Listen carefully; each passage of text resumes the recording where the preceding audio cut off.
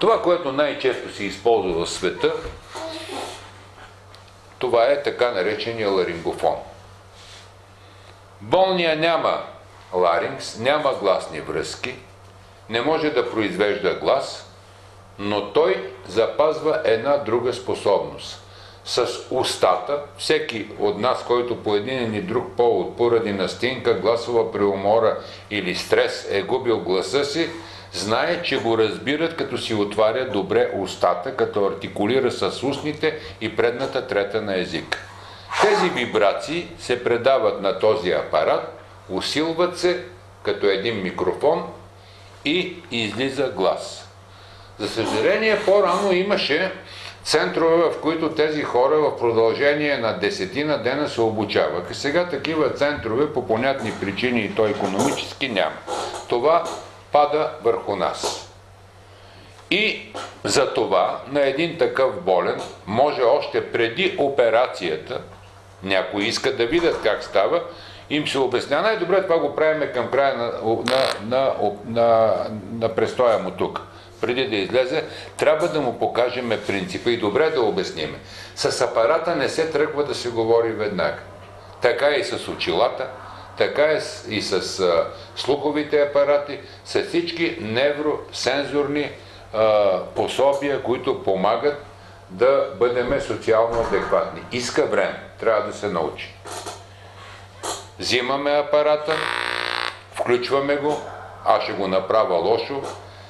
Тук сега след малко ще видим двама господа, които са вече перфекционисти, но давам следния, на болния давам пример. Сега имам гръклян и казвам с моя глас трактор. Хубаво е да има думи с повече Р. Трактор, нищо няма.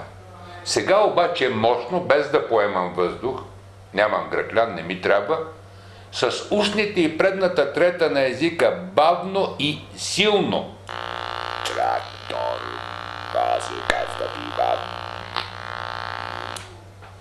апарата се слага около трахеостомата, над нея, на место, където вибрациите се предават по-лесно, където са по-нежни места, където вибрациите са по-силни. И микрофона си свърши останалата работа. Тази казва Иван, здравейте, оперира съм преди един месец. Виждате, аз го правя, за да покажа техниката. Когато покажеш на болния това, в около 90% още тук те хващат техниката. И оттам нататък те я усъвършенстват. Но иска време. Иска 15-20 дена, те ще го потвърдат, за да свикне. Ето ги как говорят. И така, тук сме в клиниката на ИСУЛ, уши, нос и гърло. Тя оперира практически цялата страна, с малки изключения, около 400 души годишно. Разбира се, тук се оперират всички ракови заболявания на шията, горни дихателни пътища, синуси, гълтачи и така нататък, устна кухина, трите етажа на гълтача. Гръклян е един от злокачествените тумори, но ние оперираме около 400 души годишно. За сравнение, преди около 30 години оперирахме около 150 годишно. Значи абсолютната бройка нараства, което налага и това златно правило, което казах с моето допълнение, да се спазва от всички специалисти уши, нос, гърло. Публична тайна е, че половината от болните идват късно по тяхна причина.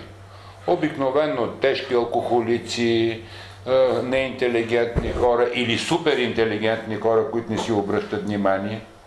И те решават, всеки има право да не живее. И всеки има право да живее. Никой не може да бъде накаран на сила в болница. Но другата половина, за съжаление, са ходили по лекари.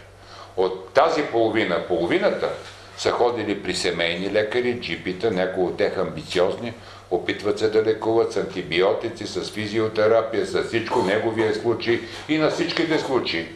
А другата половина, за съжаление, ходят по специалисти. За съжаление, колеги, които гледат, ама не виждат.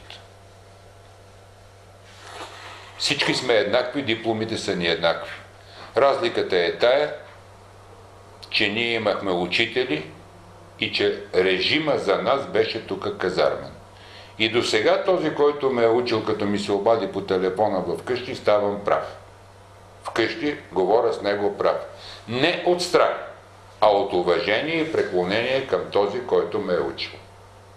И това са тук двама души, един от тях още работи и горе-долу това е цялата приказка.